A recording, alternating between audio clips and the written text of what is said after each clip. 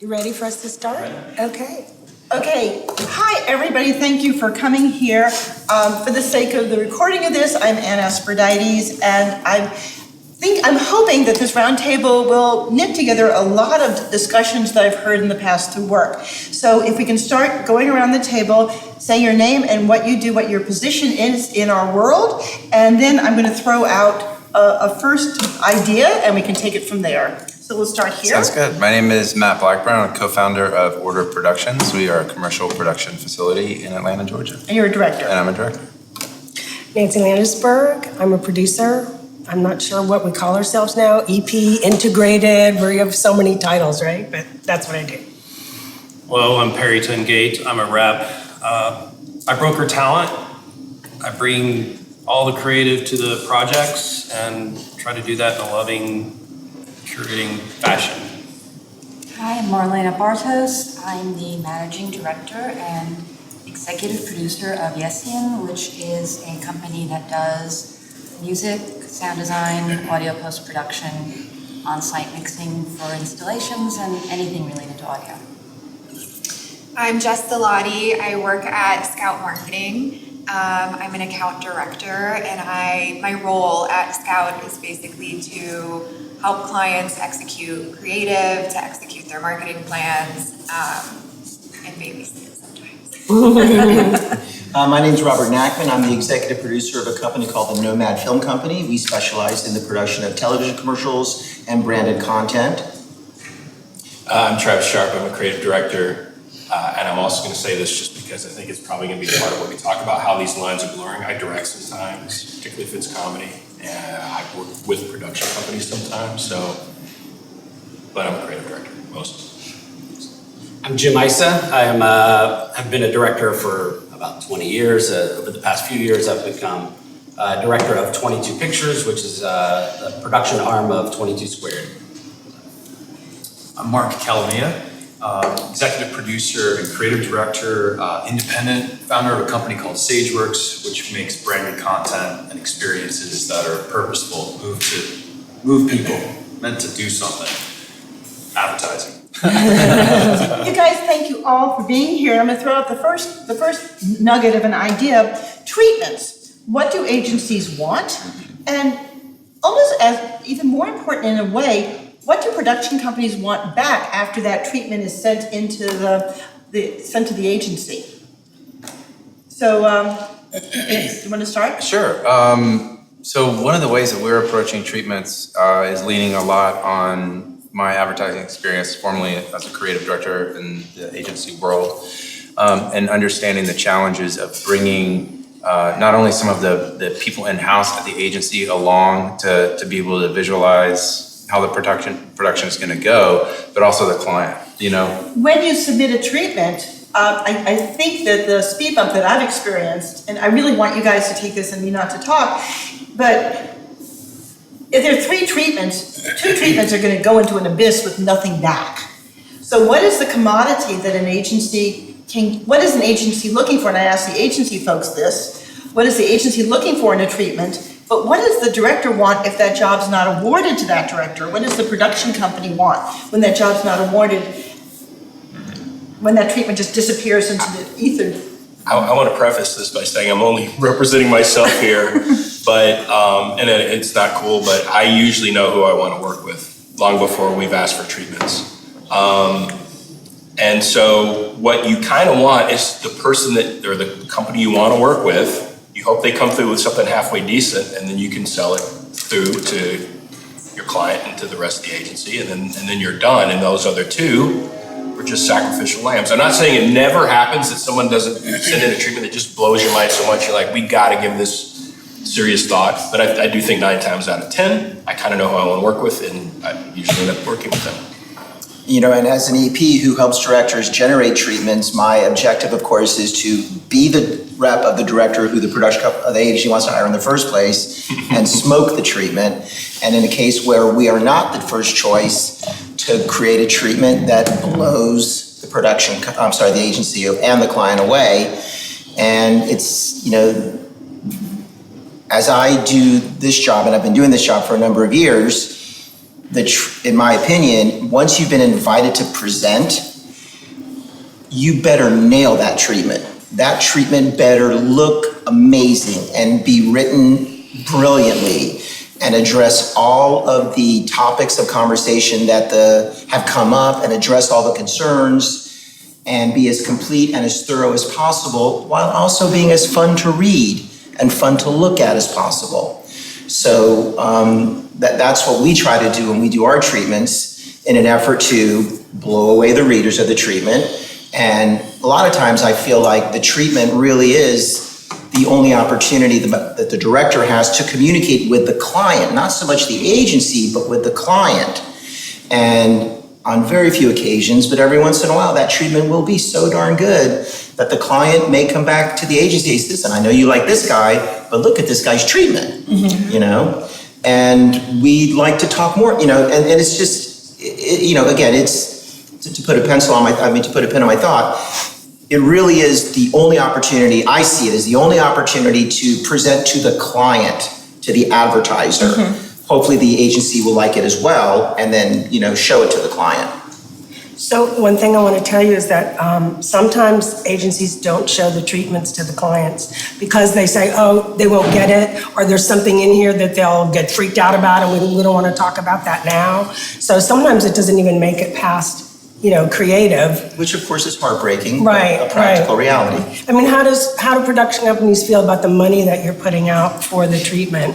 Because I know a lot, you know, it costs a lot of money to do those. Yeah, it costs money, and it's a cost of doing business, and until agencies don't ask for treatments, we have to do it. If you would like to be in the mix, we need a treatment, and if you don't want to be in the mix, we understand there are 300 other companies that will give us treatments. Right. So also the creative call that I always do before the treatment is also really important. And so one thing I was thinking about treatments is we have the AICP form that everybody uses. It's uniform through the industry. What if we had a universal treatment form? I would vote against that because the treatment is an opportunity for the director to generate flex his creative muscle. Right. Look at me, look at how different I am. Right. You know, budgets are budgets and they're numbers, and I think that it makes sense to have a standardized bid form. That makes sense to me. But to have a standardized creative brief, you know, no one told, you know, Renoir how to paint. You know what I mean? And I don't think anyone should tell a director how to present his thoughts. I recently had bid a project and 422 squared, so we have to bid our own, you know, within the agency. And, you know, we're set and ready to go, and the producer said, well, I'm gonna get one more treatment from somebody. I brought in, it was for a Halloween something. So I brought in a horror film director to create a treatment. Blew me away, way better than I would have done if I was directing it. Said, great, we got this one, it's in the bag, and we didn't get the job because somebody else, this New York company, came in and did a treatment that blew hours away. Like, just went all out, full on. I was like, and I asked the EP, I said, well, what happened? You know, why didn't we get this job? He was like, well, their treatment was just much better. I found that hard to believe, and he shared it with me.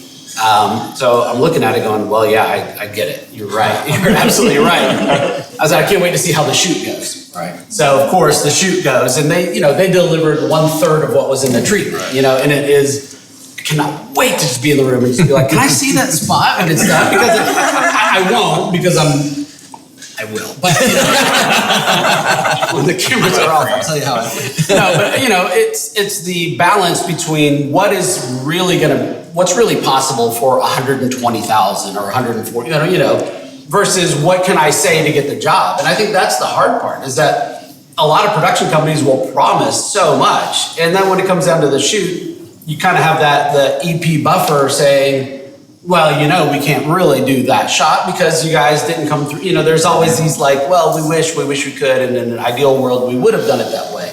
So there's a real tough balance between creating these amazing, wonderful treatments, but whereas I happen to know like what we can really do, you know, and what the client's expectations truly are. So I don't know. I think to your point exactly in terms of overpromising, I am significantly involved with the preparation of treatments. I read every word. and I make sure that we don't overpromise. And when an idea has been suggested that I know we cannot do, I add the words, wouldn't it be great if we could, ... And at least that way we're not overpromising. Yeah. We mentioned it, I thought,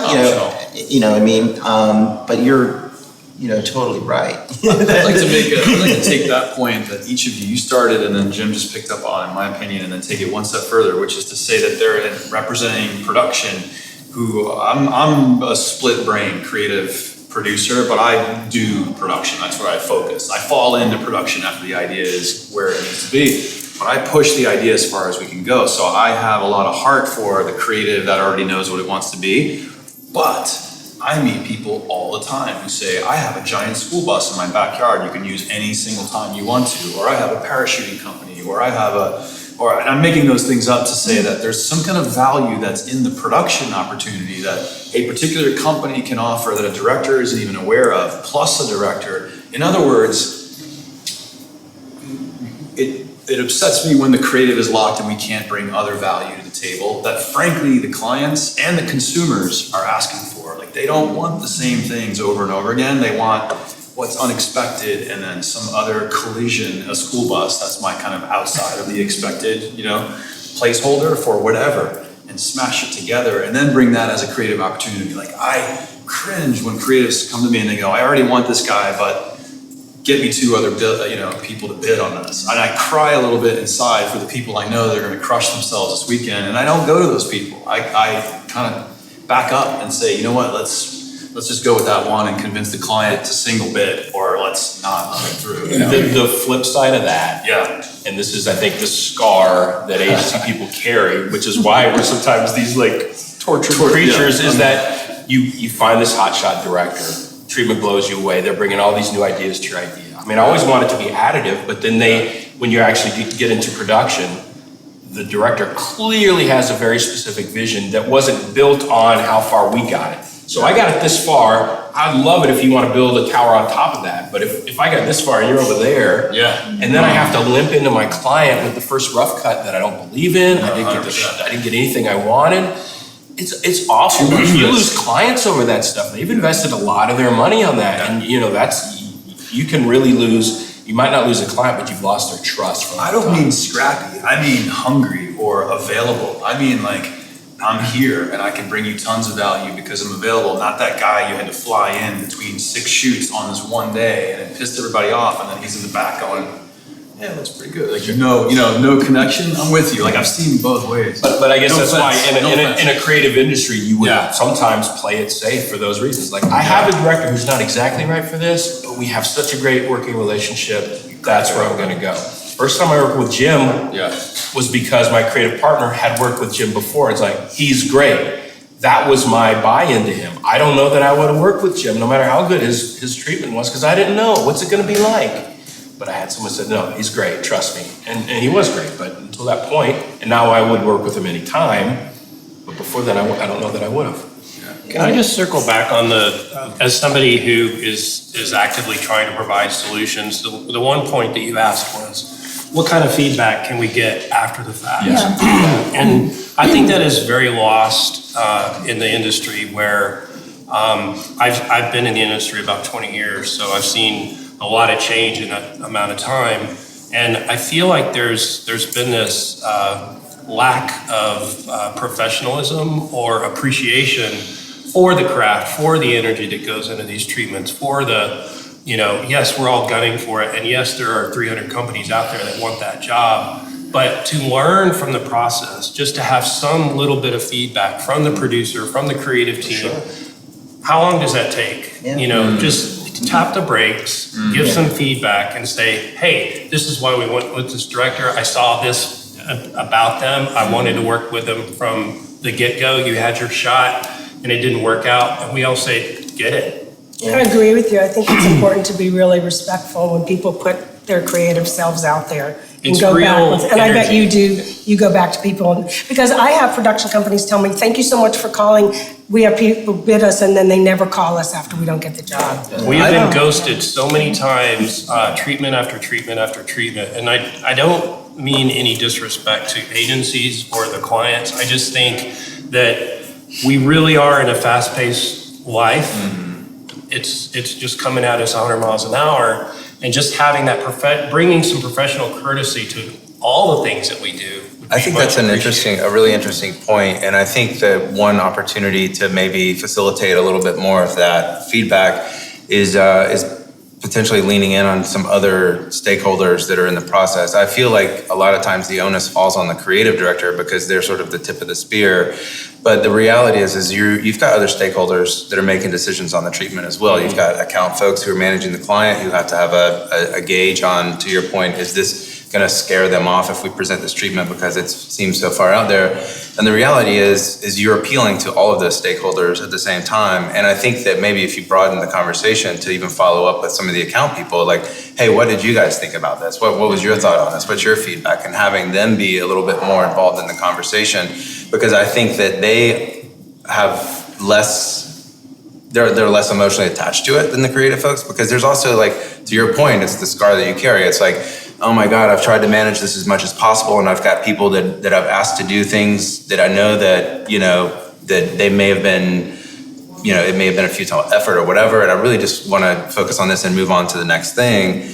And so it's not necessarily ghosting by design, but I think that we could potentially bring other people into the for as well. We often don't have access to those people. Right. I'll do treatments and it goes to the producer. Exactly right. And even for music, there are big projects for which we are asked to put together really big PowerPoint presentations with ideas and references.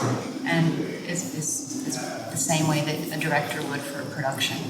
And oftentimes the only point of contact is the producer who called us. We don't have access to the other people. Yeah. So, and it does sometimes get ghosted. You put a week and time and energy into putting something together, and then it's a there's fair no point. feedback. Yeah. And there's also a certain sense of protocol. You again, most of the time, my point of contact is the agency producer, and of course, I'll have a phone call and I'll talk to the creatives, and they'll be on the phone call, and unless there's some other relationship, I've worked with them before, whatever, they're all new to me, and as well as the agency producer, and I would be cautious. I've sent a treatment to the producer. It's rare that I'm ghosted, but it happens. But to reach beyond that. Yeah, I wouldn't suggest that at all. Yeah. But just I'm saying in general, as a practice across the board, maybe having those more like To bring that inviting more into the people. conversation. Right. Yeah. So it's Which not is such a linear. from where Yeah. this conversation space, it makes perfect sense. And then I also try to look at the bigger picture. Okay, so we've got a client that's selling a foot ointment, and we are Glamorous. busting Don't our laugh, that's what I'm working on right now. we are busting ourselves hard to try to win this Totally. opportunity to earn an income. You know what I mean? And what's their agenda? And how does my following up with them positively impact their agenda?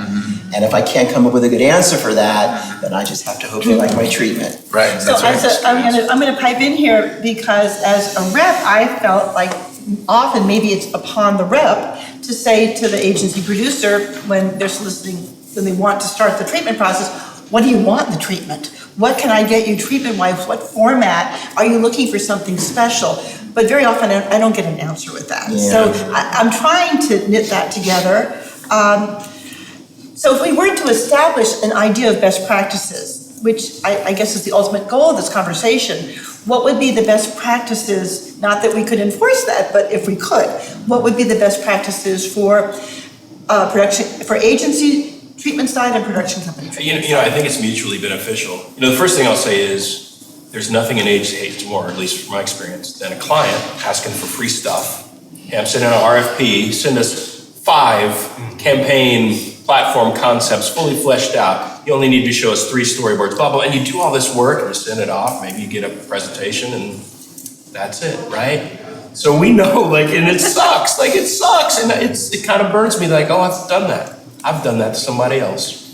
And to his point exactly, another thing that I try to understand in terms of the treatment is, this guy's been working his butt off for months, and he finally sold an idea.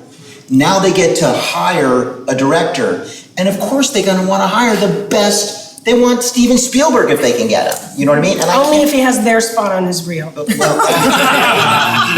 and I can't. That was producer. Yeah, and I heard his craft service wasn't good. Yeah. and I can't fault them for wanting that. You know what I mean? And so we in the production community pitching on a project these days now, just being invited, just making the short list, the top 3, to be invited to pitch is a miracle. It's a miracle. Now that this miracle has happened, we've created our own good luck. Now we have to murder it with the treatment. We have to. Because, you know, and I've fallen into the trap once before. Oh, we don't really need much of it, like a 2-pager with some pictures. Yeah. I did that once. Biggest mistake of my life, right? Not the biggest mistake of my life, but big mistake in that particular scenario. So now, you know, and I'm bidding a thing right now. Oh, we just need a couple of sentences. Yeah, No, couple sentences, play. not happening.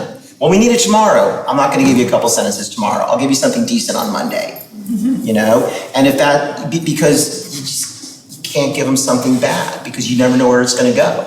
And if it doesn't properly reflect or accurately reflect your awesomeness, then you can't send it. So I'm thinking about how to summarize this, and it's the value, like in the transaction. We're talking about just the treatment we're talking about right now. You said the feedback, broadening it. Sometimes the treatments didn't get seen, so the producer who's already predisposed to not respond now has no reason and nothing to say to respond, which is the problem, I think. That's right. There, because we, as a production director, and I know you have a lot of people that you teach this conversation to as they're learning, like, hey, don't ghost them, you know, make sure you go back and Out of common appreciate it. courtesy, just Yeah. common And just I like, hey, it's agree not happening completely. anymore, you know? It goes a like, long way. common. Just Thank you. I know just a how call hard from the you- producer. Yeah. You know, that's happened a lot too. I know how hard you worked on this. It was Not- really, really great. Yeah. But Steven Spielberg's was just much better. You It's know? always the call that I hate, the It's call where you the have to call worst. someone and It's say, the worst. you didn't get it, but if you're nice and respectful and say, we appreciate, and then if- it makes all the difference. So much And is if it's garnered difficult to from do a that. call, And in it's theory- easy to do it email. Yeah. Yeah, well, yeah. It's And in very easy theory, to we're write a all nice adults note. who have gotten a no before. Right. You know, we're all adults. We all got no's before. It's much better getting a yes. Well, But sorry, I get just want to make closure. one tiny little point on that. The value for us in the production side is clear. The value for the agency, you picked up on it right away, and it's up front. It's when they really fucking need it, and it's 2 days away, and number 3 fell out, and it's gotta be tomorrow or Friday, or it can't be Monday, as it's gone. I gotta send it Friday, and you jump through hoops for them. Like, now they need you, right? That's where it's valuable to them. Where else is it valuable to them where we can create that leverage? You know what I mean? I think that's the point, is that the treatment's hard to create. It's your only shot to get it out, sometimes for a long time. It's an important moment for us. We put a lot into it on the production side. The agency appreciates it, needs it right there, but then they don't need it. It's not urgent anymore to respond, et cetera. How do we shift that, you know? Is it the rep then that says, okay, I'm delighted, the production company will send you the treatment. Can I get a statement from you that we can talk about the treatment? Follow-up meeting. Follow-up phone call on a treatment. To me, the best is when you actually can schedule a second conference call and discuss the treatment. Right, yeah. Because without that second conversation, that treatment is kind of up to anybody's interpretation. Here's why that's a win-win, and it took me 27 years to figure this out, is that, does it really benefit the agency to have like that nice relationship with the production company? Maybe not. Like you said, there's 300 of them. Does it benefit me? It does, right?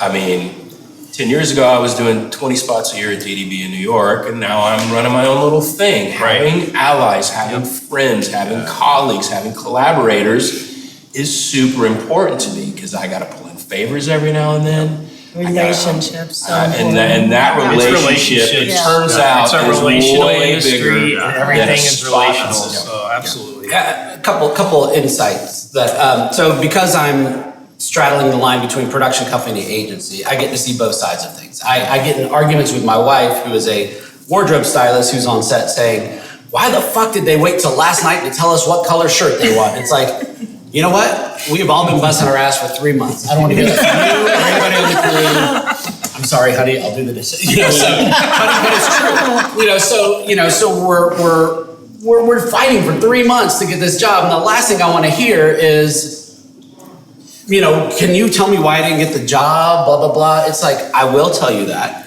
But right now, we waited till the last minute to get approval. The client gives us the last minute. We don't have time. I think the proper thing to do is to say, you know, if we did get the job, thank you so much. When the shoot is done, can we touch base? And that way I can hear a little bit about y'all's rationale. Because between now, the last possible second they can pull the trigger as to who the director is, till the shoot day is going to be maniacal. So, you know, understand that the agency would probably do the courtesy of having a proper conversation if you find the right time to do it. And I think it's very fair to say, you know, hopefully on the next one, can I touch base with you a few days after the shoot so we can just sort of follow up? It's a really good point. So if I was to come up with, just to capsulize best practices, would be perhaps to have a conversation after the treatment's submitted and then ask for, if you don't get the job, feedback after the job.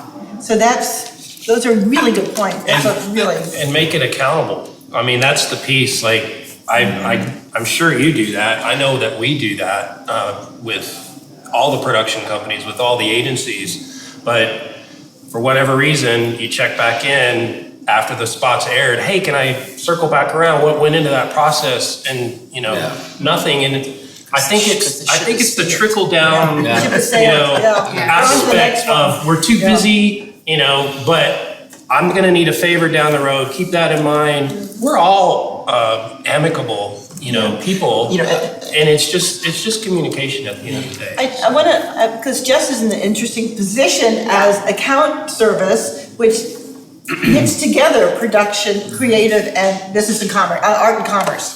So what can we do as an industry to make your job better? What do you need from us? Yeah, so I was just listening first so then I can sort of comment. I think one thing to really consider from a treatment perspective, because I know you were asking, what do agencies need? And sometimes the creative team already knows who they want to work with. I think bringing in the account, I try to work really closely with my creative team early on and my production team, just because depending on what size of agency you work at, if you work at a very large agency, chances are you have, multiple producers that are on staff and they may or may not have worked with your brand before. And so they don't know the nuances, the ins and outs of the words that are gonna tick the client off, the things that it's like, if you put this word in there, you're sold, So I try, early on to instill that in both my creative team, my production, and anytime I can get on calls with them, obviously knowing my place, not interjecting and not trying to kill or sway the creative vision in any way. I think that's super important. And the other thing is knowing your audience. I think from a production perspective, as a production company, even having the chance to talk to an account person to say, these are some things that my clients are like, or just, understanding where their head is at overall. I've worked with clients who have had $8 million budgets, and I've worked with clients who have a $200,000 budget. The one over here is they just want to throw money at it and make it happen. And the one over here is if you give me a $200 overage, I'm going to question everything that you're doing and saying why, and that might impede their decision or not. So I think knowing your audience is really important, and really trying to understand the brand even before you put a treatment together is really key, because I've seen really amazing treatments just be thrown to the side because either the creative team or us or the clients feel like they don't understand the brand. And whatever we're trying to portray for that piece of production or spot, they don't have the faith. And a lot of the times, the clients don't have creative vision. That's why we have an agency. That's why we have a creative team. That's why we have a producer, right? And a director. And all of that is to take the idea, bring it to the next level. And clients don't always visualize that. So although we want to be, directors want to be super creative and they should have the space to do that. That's their right? And that's why they got into the job. You also need to understand your audience to think is the client going to really understand what I'm trying to say? Is there a way that I can approach it that maybe is less jarring for them? And then once we get on set, we can sort of push them or show them in person. I think that's a really great point, because I think that maybe another insider takeaway is to have some frank conversations about there's this I don't even know how to articulate this shroud of creativity that's so sensitive and no one wants to talk about, like, and everyone wants to have like kid gloves around it or whatever. But the reality is, to your point earlier, they might just want to execute the idea. You know, they might not want you to bring an elevated perspective to it. Who is they? The client or even the agency, Yeah. you know, or this Where'd stakeholder. that school bus come from? So it's a lot of times it's having a frank conversation, because sometimes you're really all you're pitching is the actual production and the process. Are these people capable of managing the budget and shooting the thing and getting a final product? You know what I mean? Or do we really want this person who's going to come in and elevate the work and say they're going to bring, because you're going to be fighting if you're not aligning those two things, you're going to be fighting an uphill battle the whole time, because they're going to be pushing, and the creative team's going to be trying to manage it, and you're going to be trying to manage them before you get it to the client, and that's where you get into a situation where by the time you get on set, there's so much tension in the air that you can cut it with a knife. You know what I mean? And everyone's like, I've been oh in my that God. sort of position. You know what I'm and I saying? think, Yeah. It's really With important. us? What? Never. I think it's really important to just get on the same page early on, even like if we're involving the account team earlier on, because to me, we are, production and agency are working collectively to sell in something to the client. So like, although sometimes the agency is your client, the client is technically your client, right? So as much as synergies as we can find and openness and honestness, whether it's uncomfortable, like who cares? At the end of the day, we want to create something that's mind-blowing. That's why we're all here, right? And then we sell that into the client and get what we want, but also showing them how it's going to benefit their business. I think that's priceless. And getting that shot that we hate that they have to have. Yeah, and then you tell them, we'll see how the edit goes, and it never gets. But it's interesting. Kick the can down the Right, road. exactly. This middleman thing that you're describing, and it's funny too, because there are even middlemen within middlemen, right? Like production company, agency, client. It's middlemen all the way down. Yeah. But then in this agency, we got some buffers, like who's leading this, and how am I going to get account service to sign off on this thing that I want, but they might not want? And how do we sell the client? And and I think this is probably why the rise of in-house production agencies, it kind of takes a little bit of that middle out, or the rise of more and more production companies saying, we do the creative, you don't need an agency to do that. And like all these lines are blurring, and maybe it's for the right reason, because I do think the production company is my client as the creative director. And then the client is, that's, you see what I'm saying? Like, I do think they're beholden to me, and I'm beholden to them, but I'm the middleman that's kind of translating. And oh, by the way, this budget is one of the biggest investment that the client's going to make outside of the agency fee. Yeah. So there's that extra added stress of we got to deliver. You know what I mean? Like getting back, again, there's a client and he wants to sell his product and he hires an agency, help me sell my product. That's what it's all about. Yeah. And that's the agenda that we have to address. Right. And as an exec producer, I view the agency, of course I'm their vendor, but at the same time, I'm their partner. Yeah. And my job is to make every agency look like an absolute genius for hiring me. That's my job, is to make them look so dang smart that they chose us, and and it gets back to. It's a complex relationship, because Totally. even within agencies, like you have account people who might not like creatives, and creatives who hate working with certain account people. And if you're not building the relationship internally to where like you can come to me and be like, I think you're gonna kill this, but I like this because of that. And I say, okay, well, you're the creative and I'm the account person, so I'm gonna do what you want. Sure. Well, Because, it's hard to find account people like that, but it's also hard to find creatives, like, because there's tension internally. So it's hard, like, how do you bring production into that, and then you're already bringing them and into even the that tension. creative director may have tension with their ECD, or there Yes. might be a chief So it's- creative officer who's ticking a box at the end and super might say, complex. you're going with this company, by the way. Yeah. They're So you're like, it seems to The me way that I handle that tension that you're talking about is I talk to my agency producer and I talk to the agency producer and I say, what can I do to help you with that? Yeah, I know, that's good. What do you do to help them with that? That's valuable. Yeah. That's what I'm talking about. What's the value of the treatment? What do they need? What can you? We're all talking Therapy. about making it better, though. Yeah, That's exactly. really It what seems this to me is. that one of the things that is we could do is to get account service in on the creative conference call, because that's the governor. Don't give me that look. But You need the right account people. That's what I was just gonna say, it has to be the right You have person. some people there's a who, respect for the account service because they're the ones who have the direct insight to the product, not just the client, but the product. Yes. And I don't mean to have necessarily their input in the conference call the same way I don't have input on a conference call, but I'm there because I learn, but to have that governorship of the product. Can I it'd be interject? like consulting. Please. It doesn't matter if it's the right account person or not. It is the account person that is on the job, and that is the person that is still going to have an opinion, and you're going to have to manage regardless. So Yeah. having them on the call is actually helpful, whether they're adding value or not. You know what the dynamic is that you're going to have to manage. So I think it's absolutely valuable to have them on the call, and it's not the right one. It is the one, and that's the reality. I agree. How do you make that happen? Well, we're talking about this as Another best round table. practices. So hopefully the ultimate goal of this is this will be shared among our industry. Again, we can't mandate best practices, but we can talk about them and maybe set our own personal standards. Maybe next conference call that I organize, I ask for the account executive to see what happens.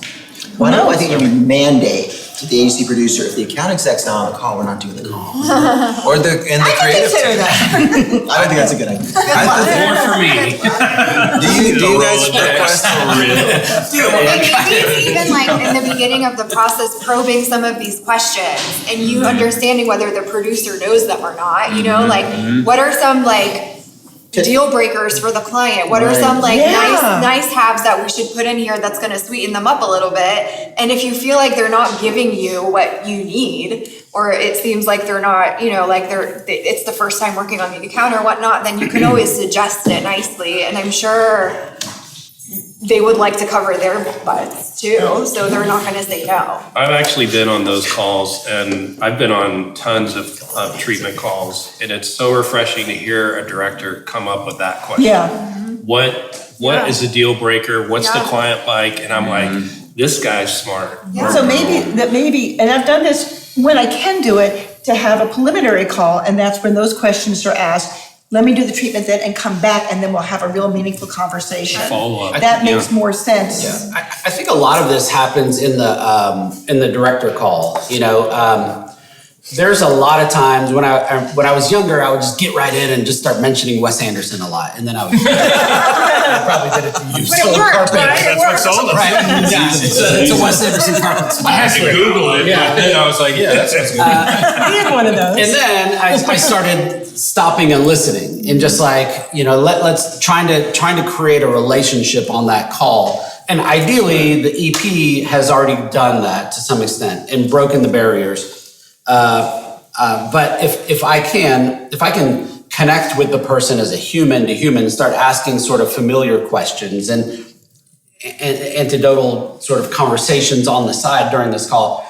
It sometimes, you know, I've had EPs sort of nudge me like, keep moving forward. And it's like, no, I'm going to connect with this person so that if I feel, you know, if we are connected and at the end of the call, I can say, hey, you know, if I've got a couple questions while I'm putting this treatment together, I really want it to be what you want. Do you mind if I just shoot you an email? They'll always say yes if we've made that connection. Yeah. And that little tiny barrier that I've broken gets me one extra conversation with that creative team between now and when they review my treatment.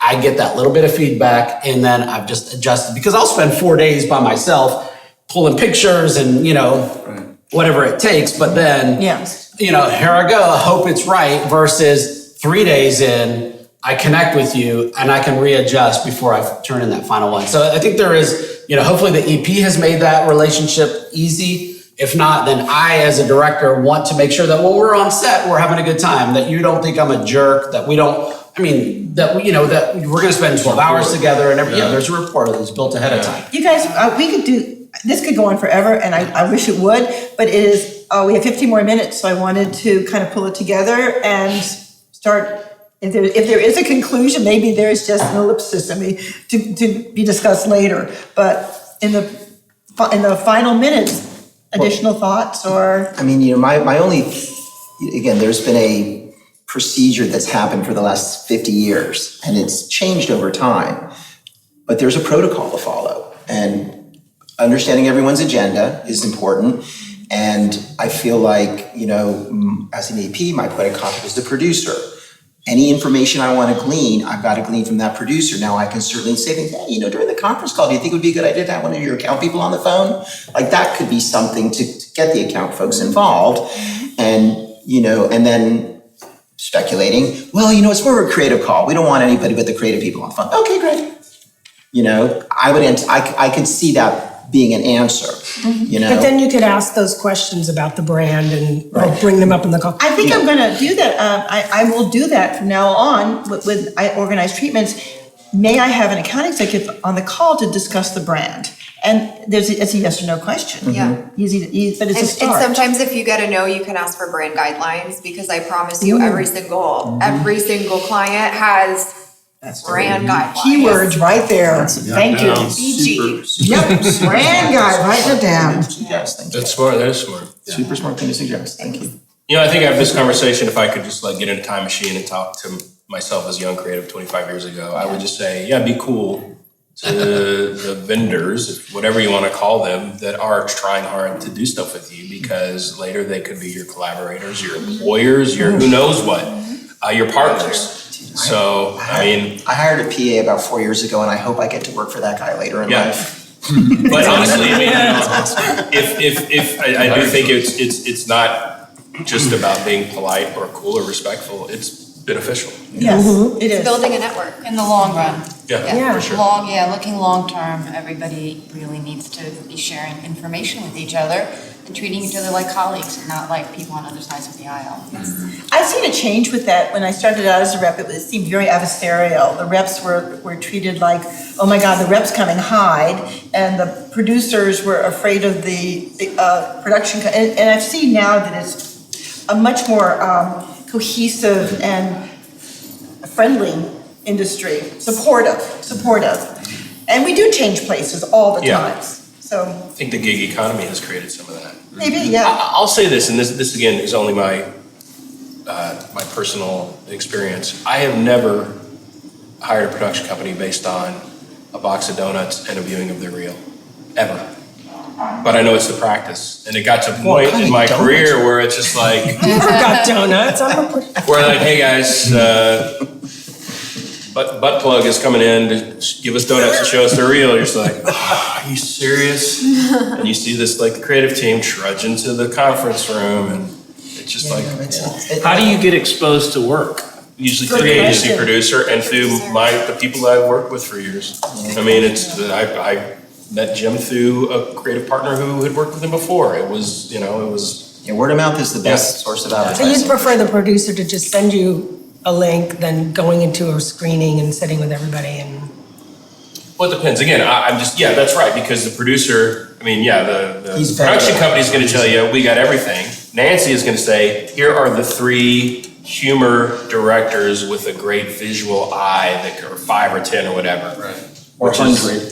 So the opposite. I always ask for not 100. The exact opposite of what you're talking about is I had a producer tell me the other day, she sent 120 reels to the creative team. Wow. 120. And I'm like, that blew my mind, because I know I sent at least 10, and I'm going, Wow. And I was trying to get feedback from that person to narrow it down to 3 that I really felt strongly about, but got no feedback in that process. So I'm like, hey, I don't know what you're looking for. And I put that out very clearly, and 120, and I'm sitting there going, poor creative team, You could shoot the commercial, edit it, and have it on the air in the time it takes to. Look at all those reels. That's actually been the process, but that's another Speaking conversation. of reels, actually, I think it's also important to ask the producer and the creative team, how the client plans to review the treatment.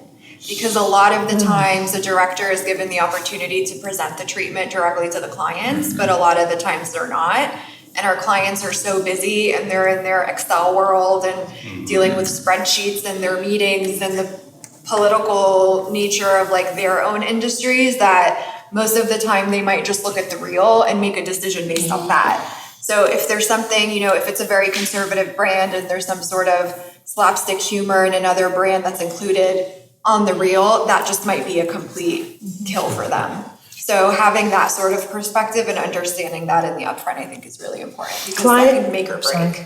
Yeah. Clients react really well to hearing the director speak on the phone, Yes. right? They Yes. get like, But a lot of the The time, they direct- don't have the time, Right. right, to give that hour and ask questions and. I actually had a treatment last month on a large project that I'm working on in which the director created a treatment that was a bit of a sort of like an animatic style. He took his treatment and he spread it out, and he spoke to each frame and how that story related back to what the client. He made it very client-centric. He said, this is my treatment, and this is why the beginning of the story, I'm saying this because it reflects back to what your brand is doing. And then, he took, if you can't have the director there, and I thought that was really clever and really important, that you actually had the director's voice speaking to why he was putting those ideas forward and how they related back to what the brand story is. And I don't know if clients would ever listen to that, but in this particular project, it was a large experiential project.